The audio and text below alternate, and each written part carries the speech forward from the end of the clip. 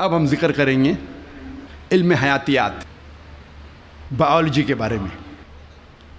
قرآن مجید میں اللہ تعالیٰ فرماتے ہیں سورہ انبیاء میں سورہ نمبر 21 آیت نمبر 30، جس آیت کی تلاوت کی میں نے اس تقریر کے پہلے، اس کے آخری بھاگ میں اللہ تعالیٰ فرماتے وَجَعَلْنَا مِنَ الْمَاءِ كُلَّ شَيْءٍ ہے أَفَلَا يُؤْمِنُونَ، ہم نے ہر جاندار چیز کو پانی سے بنایا۔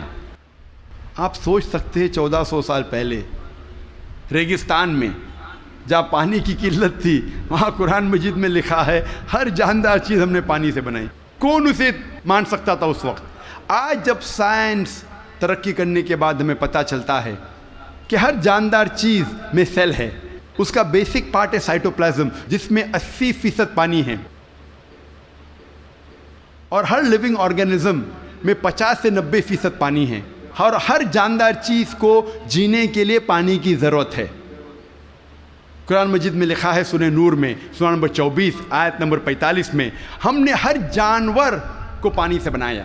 قرآن مجید میں لکھا ہے سورہ فرقان میں سورہ نمبر 25 آیت نمبر 54 میں ہم نے ہر انسان کو پانی سے بنایا ہے۔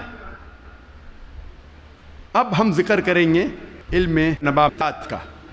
نباتات کے معنی ہے باٹنی۔ ہمیں پہلے یہ نہیں پتا تھا کہ پیڑ پودے میں بھی جنس ہے، مؤنث اور مذکر۔ یہ حال ہی میں جب سائنس ترقی کا ہمیں پتہ چلا کہ پیڑ پودے میں بھی مذکر اور مؤنث ہے، جنس ہے۔ قرآن مجید میں اس کا ذکر ہے سورہ طٰہٰ میں سورہ نمبر 20 آیت نمبر 53 میں، آیت نمبر 53 میں اللہ سبحانہ و تعالیٰ آسمان سے پانی برساتا ہے اور اس کے ذریعے پیڑ اور پودے جوڑوں میں پیدا کرتا ہے، مؤنث اور مذکر۔ اللہ تعالیٰ فرماتے ہیں سورہ رعد میں سورہ نمبر 13 آیت نمبر 3 میں کہ ہر پھل ہم نے بنایا جوڑے میں 2 اور 2۔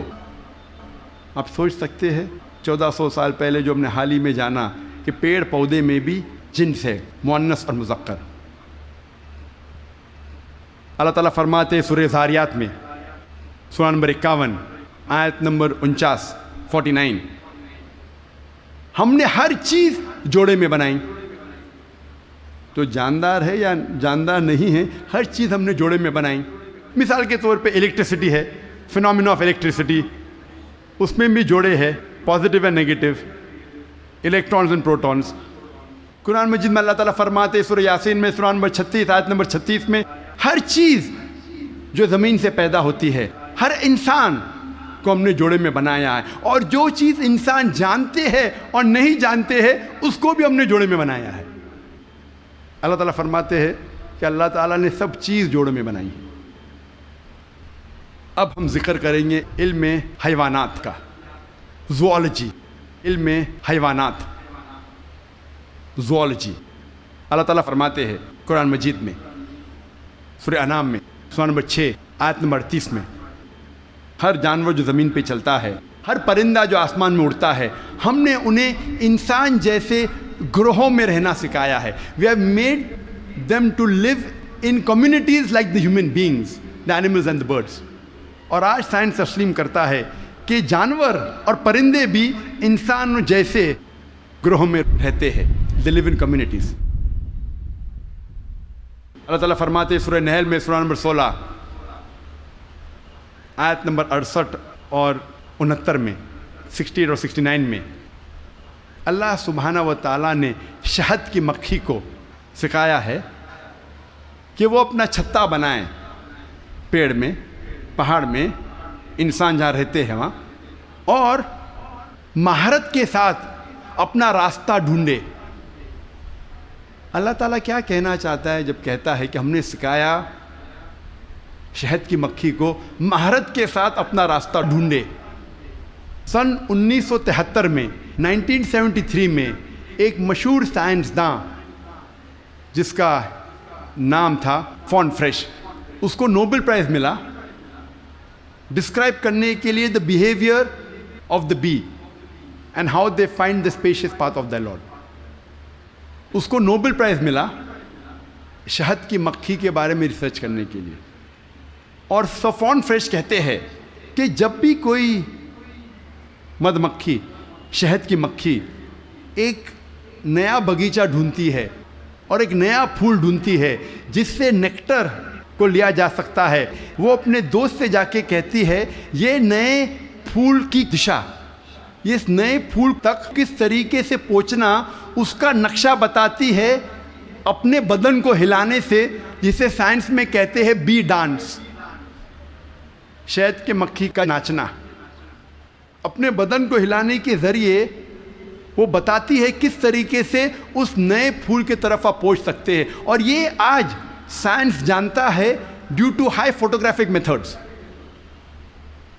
اور قرآن میں جو شہد کی مکھی جو کام کرتی ہے، جسے انگلش میں کہتے ہیں ورکر بی، اس کا جنس کہا گیا ہے کہ وہ ہے فیمنن، وہ مؤنث ہے۔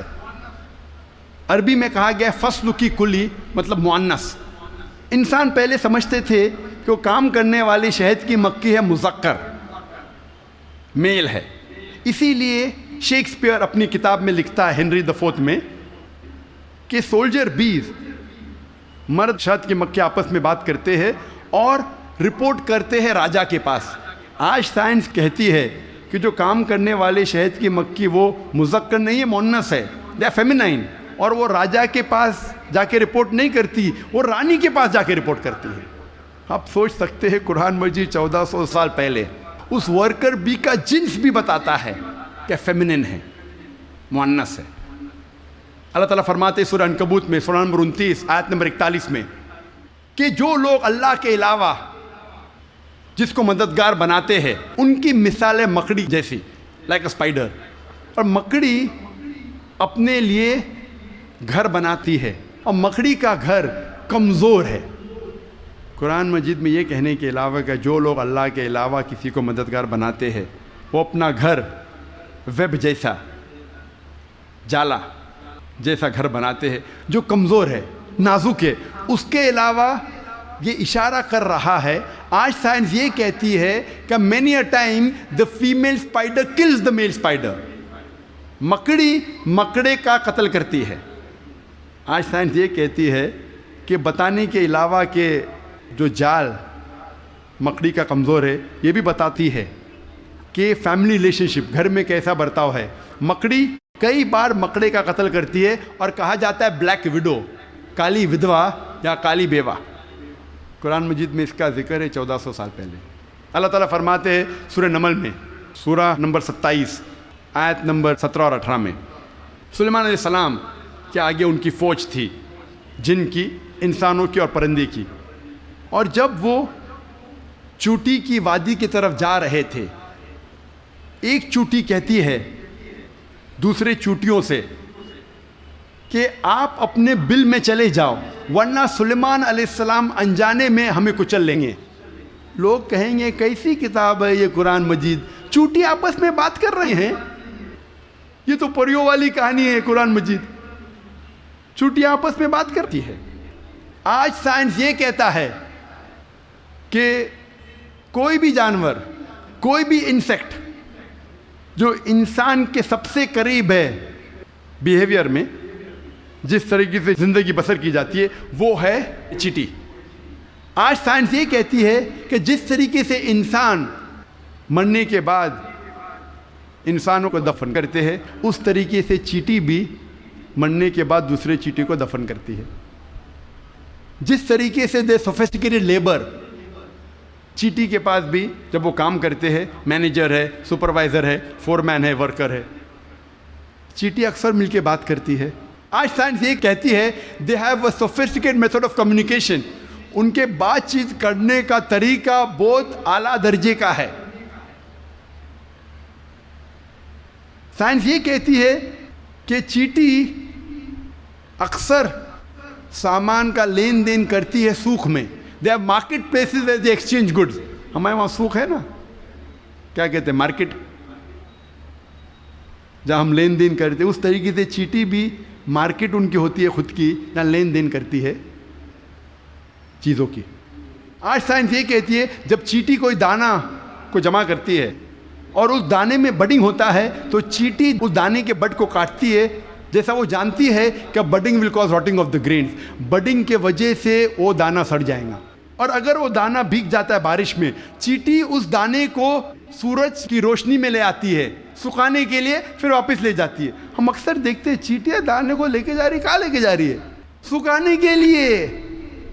پھر سے واپس لے جاتی ہے جمع کرنے کے لیے. جیسا وہ جانتی ہے کہ humidity will cause rotting of the grain, وہ جانتی ہے کہ پانی کے ذریعے یہ دانہ سڑ جائے گا, وہ لے کے آتی ہے سکھانے کے لیے سورج کی روشنی میں. قرآن مجید چیٹی کے بارے میں ذکر کرتا ہے 1400 سال پہلے.